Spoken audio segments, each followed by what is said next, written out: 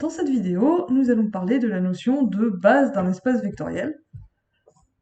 Si vous avez suivi les deux vidéos précédentes, ça devrait être assez rapide puisqu'en fait une base, c'est une famille de vecteurs. Donc E, comme toujours, c'est un espace vectoriel. Pour simplifier, on va prendre réel. E a un K espace vectoriel. Une base, ça va être une famille de vecteurs. V1 patati patata jusqu'à Vn.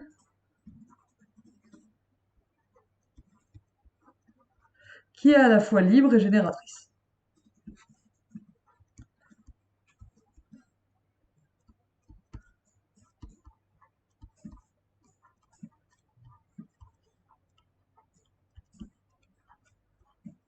C'est ça le slogan. Une base, c'est une famille libre et génératrice.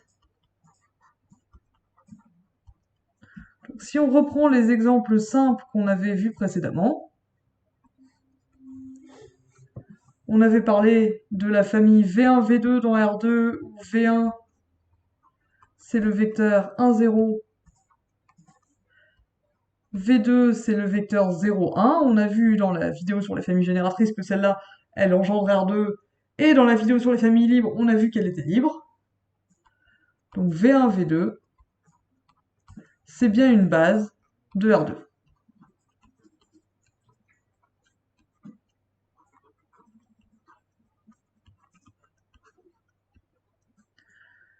C'est en fait pas n'importe quelle base de R2, c'est en quelque sorte la base la plus simple possible dans R2. Du coup, on la lui donne un nom, on l'appelle la base canonique de R2. Canonique, dans le contexte de l'algèbre linéaire, ça veut dire la plus simple.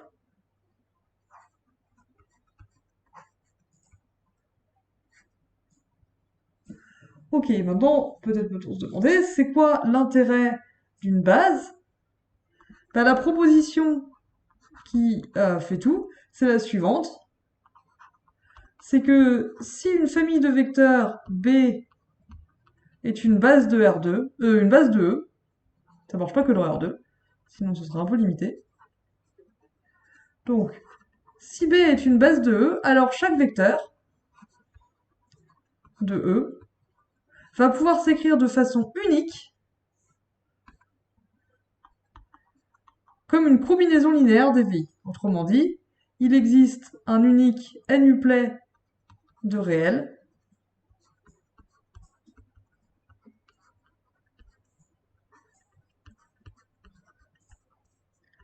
tel que V soit égal à lambda 1 U1 plus lambda 2 U2 plus patati patata plus lambda n UN.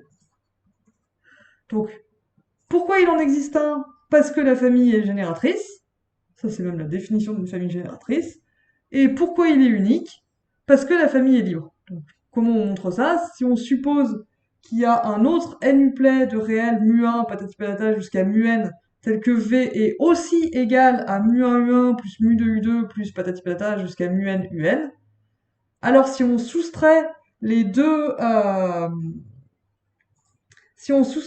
façons d'écrire V, on obtient 0, du coup, V moins V, égale lambda 1 moins mu1 fois U1, plus lambda 2 moins mu2 fois U2, etc., jusqu'à lambda n moins mu n fois UN, et ça, c'est une combinaison linéaire nulle des UI. C'est une combinaison linéaire qui donne le vecteur nul. Donc vous savez, comme la famille est libre, que tous les coefficients doivent être nuls, donc lambda 1 égale mu1, lambda 2 égale mu2, etc., jusqu'à lambda n égale mu n. C'est ça qui nous donne l'unicité. L'existence, c'est parce que la famille est génératrice, l'unicité, c'est parce qu'elle est libre. Et du coup, lambda 1 patati patata jusqu'à lambda n, comme il est unique, il dépend que de V, on peut donc lui donner un nom, on appelle ça les coordonnées de vecteur V dans la base B.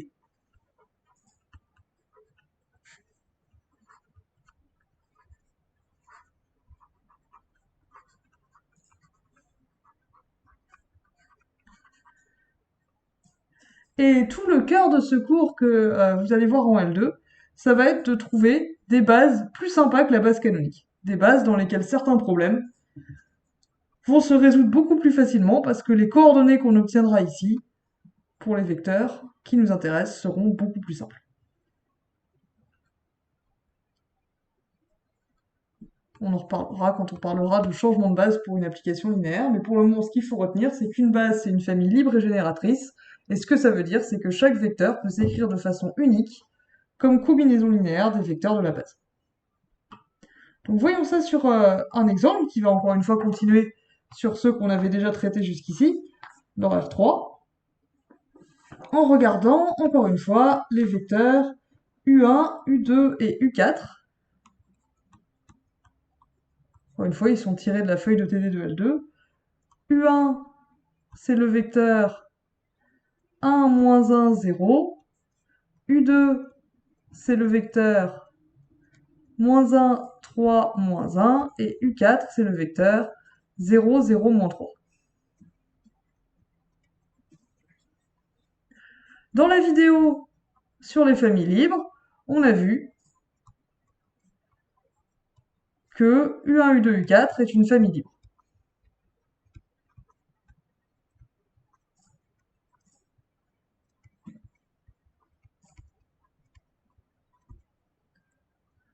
Montrons maintenant qu'elle est génératrice, et si on fait ça, on aura donc démontré dans la foulée que c'était une base.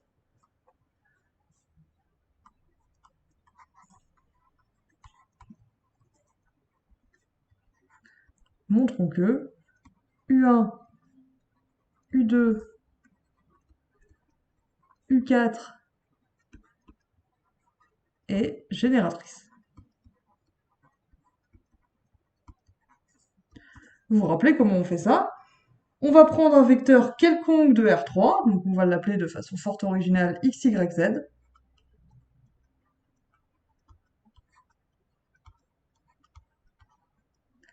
Et notre question, c'est est-ce qu'on peut écrire x, y, z comme combinaison linéaire de U1, U2, U4? U4, pardon. Donc on cherche trois réels, pardon. On cherche A, B, C, trois réels, tels que AU1 plus BU2 plus CU4 soit égal à mon vecteur x, y, z. Et maintenant, si vous avez regardé les deux vidéos précédentes, ça commence à être la routine. Ça revient à dire que A fois le vecteur 1, moins 1, 0, plus B fois le vecteur moins 1, 3, moins 1, plus C fois le vecteur 0, 0, moins 3, c'est égal à x, y, z. C'est-à-dire que le vecteur A moins B moins A plus 3B moins B moins 3C soit égal au vecteur x, y, z. Et comme précédemment, ce problème-là, on peut le réinterpréter comme un système linéaire dont les inconnus sont A, B et C. Et ce système, c'est A moins B égale x, moins A plus 3B égale y, moins B moins 3C égale z. On n'a plus qu'à résoudre un système linéaire, ce qu'on peut faire par ma méthode préférée, comme vous l'aurez compris maintenant, la méthode du pivot de Gauss. On applique l'opération L2 devient L2 plus L1 de façon à éliminer les A, l'inconnu A sur la deuxième ligne. On échelonne le système, donc ça nous donne A moins B égale X, 2B égale X plus Y,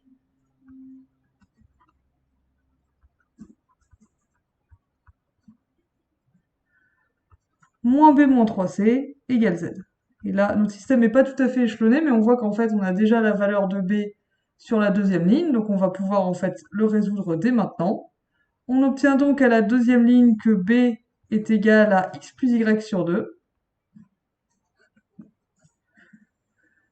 La première ligne nous dit que A, c'est x plus B, donc c'est x plus y sur 2, donc ça nous fait 3x plus y sur 2.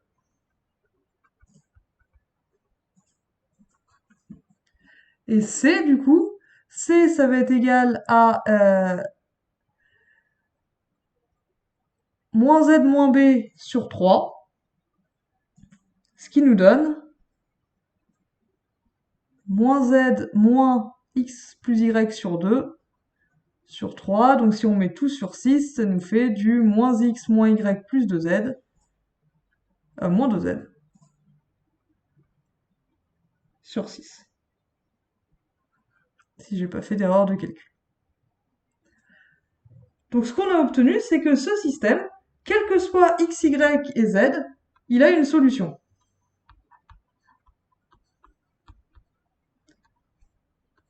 Donc ça veut dire que la famille est génératrice. Il n'y a pas de condition sur x, y et z pour que ça marche. Quel que soit x, y et z, le système a une solution, donc il existe bien A, B et C, tel que AU1, B plus BU2 plus CU4 soit égal à x, y, z. Donc la famille U1, U2, U4 est une base. Est génératrice et donc c'est une base.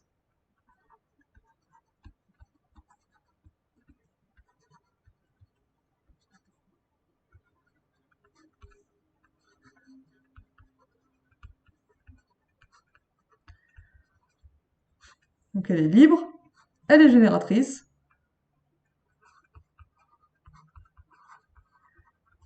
C'est donc une base. Remarquez qu'en fait ici, on a dit qu'une famille était une base de façon équivalente si et seulement si, tout vecteur peut s'écrire de façon unique comme une combinaison linéaire de U1, U2 et U4.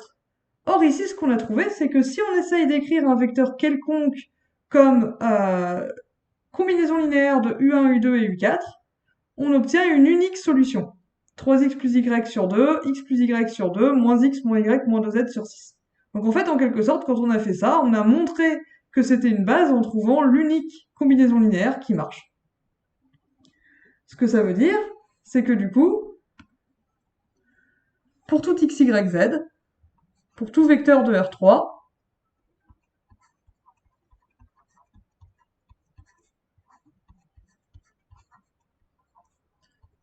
V, on peut l'écrire 3x plus y sur 2 fois U1,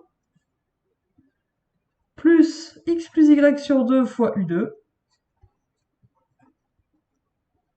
plus moins x moins y moins 2z sur 6 fois U3. Donc ça, 3x plus y sur 2, x plus y sur 2,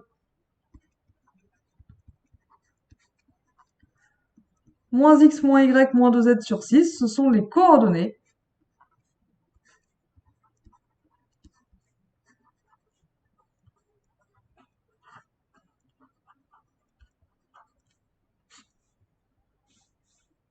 du vecteur V dans la base U1, U2, U4.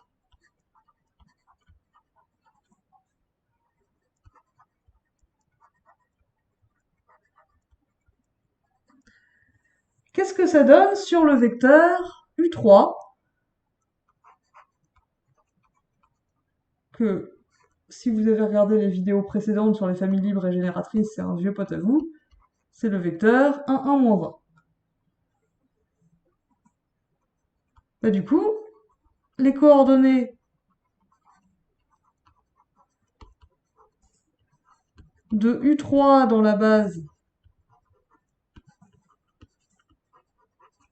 U1, U2, U4,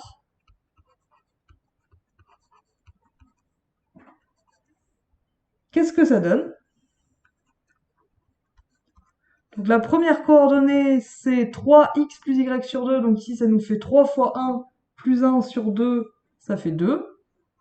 La deuxième coordonnée, x plus y sur 2, donc ici ça nous fait 1 plus 1 sur 2, ça nous fait 1. Et la troisième coordonnée, ça nous fait moins 1, moins 2 fois moins 1, donc plus 2, donc en fait ça fait 0 sur 6, 0 sur 6, pardon, ça fait 0. Donc les coordonnées de U3 dans la base U1, U2, U4, c'est 2, 1, 0. C'est-à-dire U3, c'est 2 fois U1, plus U2, plus 0 fois U4. Et là, si vous avez vu la vidéo sur les familles libres, vous ne devriez pas être étonné parce qu'on a déjà obtenu ce résultat-là quand on a regardé si la famille U1, U2, U3, U4 était libre ou pas. Donc en fait, on pouvait utiliser la formule pour trouver les coordonnées de U3 dans la base B, dans la base U1, U2, U4, mais on pouvait aussi utiliser cette formule-là qu'on avait déjà obtenue, et par unicité de la décomposition dans une base, on en aurait déduit directement que les coordonnées de U3 dans la base U1, U2, U4, c'est 2, 1 et 0. Un autre exemple intéressant, c'est de regarder quelles sont les coordonnées de U1 dans la base B. U1, c'est le vecteur 1, moins 1, 0. Mais d'un autre côté, U1, vous pouvez l'écrire comme 1 fois U1 plus 0 fois U2 plus 0 fois U4. Donc les coordonnées de U1 dans la base B, c'est 1, 0, 0. Dans la base U1, U2, U4, pardon. J'aurais dû lui donner un nom, j'aurais dû l'appeler B, comme ça. Tout ce que je dis marcherait. Les coordonnées de U1 dans la base U1, U2, U4 sont le triplet 1, 0, 0. Les coordonnées de U2, et d'un autre côté, pardon, si vous vérifiez ce que ça donne maintenant, si vous n'êtes pas sûr de cette histoire de combinaison linéaire, vous pouvez vérifier ce que ça donne avec notre formule générale ici. Donc ici, on a x égale 1, y égale moins 1, z égale 0. Donc la première coordonnée de U1 dans la base U1, U2, U4, c'est 3x plus y sur 2. Ça nous fait 3 moins 1 sur 2. Ça nous fait 1. X plus y sur 2, ça nous fait 1 moins 1 sur 2, ça fait bien 0. Et 1 moins 1 moins 1, donc plus 1 moins 2 fois 0, ça fait bien 0. Donc la troisième coordonnée, c'est bien 0.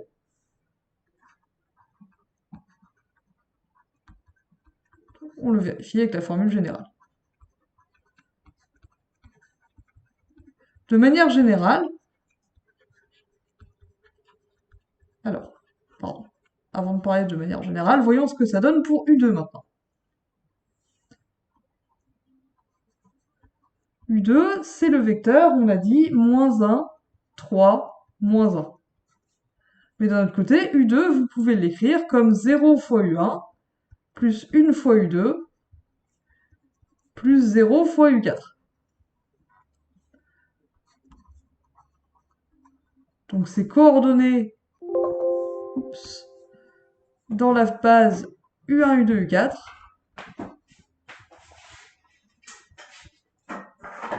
sont 0, 1, 0. Pour la même raison que U1. Et à nouveau, on peut le vérifier avec la formule générale. Si on applique la formule générale, on obtient que la première coordonnée, c'est 3x plus y sur 2. Donc ici, x c'est moins 1, y c'est 3. Donc on a moins 3 plus 3 sur 2, ça fait bien 0. La deuxième coordonnée, c'est x plus y sur 2. Donc ici, ça nous fait 3 plus moins 1 sur 2. Ça fait bien 1. Merci. Et la dernière coordonnée, si on applique la formule, donc c'est moins x moins y moins 2z sur 6, donc ça nous fait du 1 moins 3 plus 2 sur 6, ça fait bien 0. Donc de même, on vérifie ça avec la formule générale qu'on a obtenue juste avant. Et de même, U4, c'est 0, 0, moins 3, mais c'est aussi 0 fois U1, plus 0 fois U2, plus 1 fois U4.